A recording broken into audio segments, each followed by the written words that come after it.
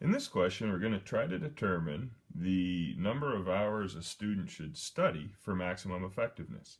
So the effectiveness of studying for an exam is given by a particular function, where t is the number of hours spent studying. Now this student has up to 30 hours to study, and we need to maximize this person's effectiveness. Okay, well, this is just an optimization question. So given this original expression, we can distribute the 0.5 in, and we have this expression.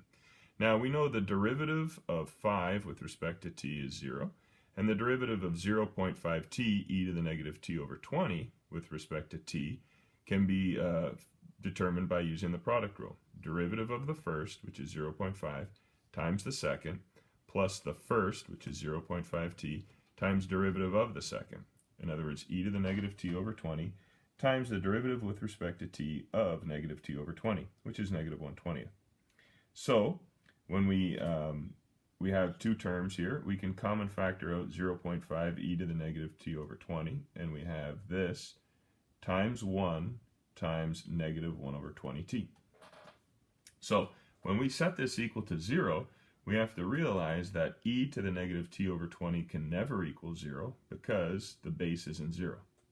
So we're left with just allowing this to equal 0. 1 minus 1/20th t is equal to 0. Well, that means 1 is equal to 1/20th t, so t is 20. Now we know what our domain is. Our domain is 0 to 30 because the question tells us that t is the number of hours spent studying and a student has up to 30 hours. So we need to test our t value of 0 and our t value of 30, the extreme values of the domain, as well as the t value that made the derivative equal 0 in between 0 and 30.